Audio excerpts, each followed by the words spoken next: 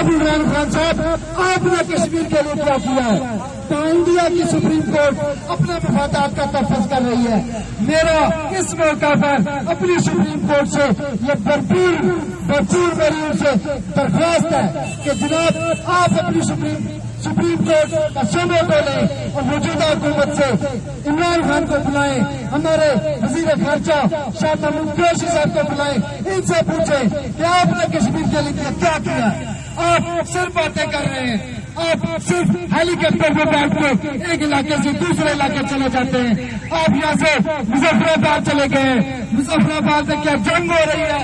جنگ تو بارڈر پہ ہو رہی ہے, جنگ تو LOC پہ ہو رہی ہے, جنگ تو مقبوضہ کشمیر میں ہو رہی ہے. آپ مظفر آباد میں صرف یہ بتانے کے لیے لوگوں کے لیے گئے کہ میں NRO نہیں دوں گا. اور خدا کا واسطہ عمران خان صاحب اس NRO کے قصے کو بند کر دیں. بہت ہو گیا, ہم نے سن لیا, ہم نے آپ کو ووٹ دے دی, ہم نے آپ کو وزیر اعظم بنا دیا. اب ہم رزلٹ چاہتے ہیں آپ سے. کشمیر پکار رہا ہے آپ کو, ہمارے بچے پکار رہے ہیں آپ کو, ہماری ماں پکار رہی ہے آپ کو. آپ صرف جا کے ایک بات کر رہتے ہیں اور اللہ اللہ خیر سے اللہ, ایسی بات نہیں چلے گی. جناب وزیر اعظم صاحب, آپ کا کام بنتا ہے,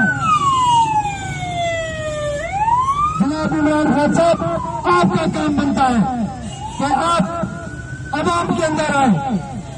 یہ جو احتجاج ہم کر رہے ہیں, یہ جو احتجاج تحریک صوبہ پٹوار کر رہی ہے, یہ عمران خان صاحب کا کام بنتا ہے کہ وہ شہروں میں احتجاج کریں, وہ لوگوں کو اکٹھا کریں, وہ پورے پاکستان کو اکٹھا کریں. پھر دیکھتے ہیں کہ ہمارا کشمیر کیسے آزاد نہیں ہوتا.